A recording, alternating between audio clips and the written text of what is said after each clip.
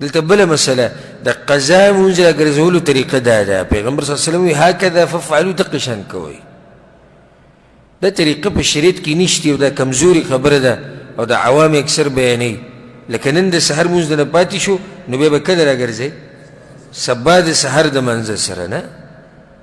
داسې کې وګوره د پیغمبر صلی الله علیه وسلم نه مونځ پاتې شو چې څنګه راپاڅېد مونځ یې وکړو چې څنګه راپاڅېد مونځ یې وکړو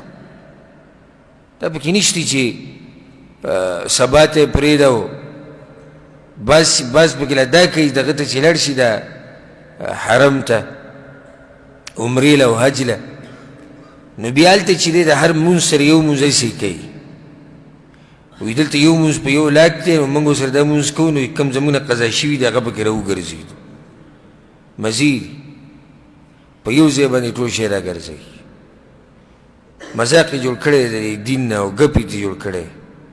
بعضه قضای عمري کوي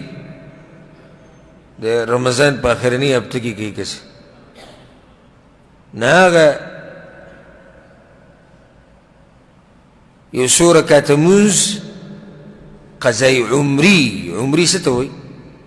یعنې ټول عمر چې څومره مونځونه تللي دي هغه څه شو هغه راوګرځي مزید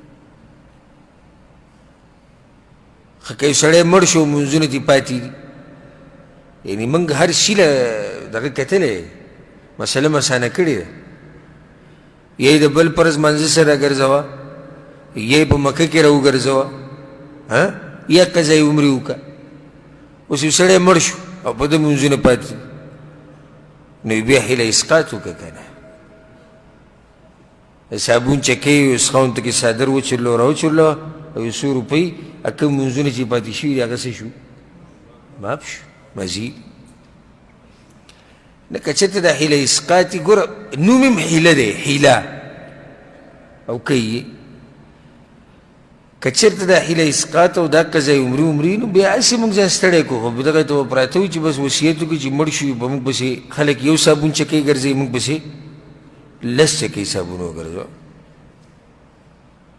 خو چې اوس خلاص شوي دي مونځونو نه خلک یو څادرګۍ راوړي تاسو پکې دوه څادرې ورکوئ خلک 2000 روپۍ ورکوي تاسو 10000 روپۍ ورکوئ خو دا جوماتونه به خالي پراته وي او که دې پرې رد وکړو نو دا مولیان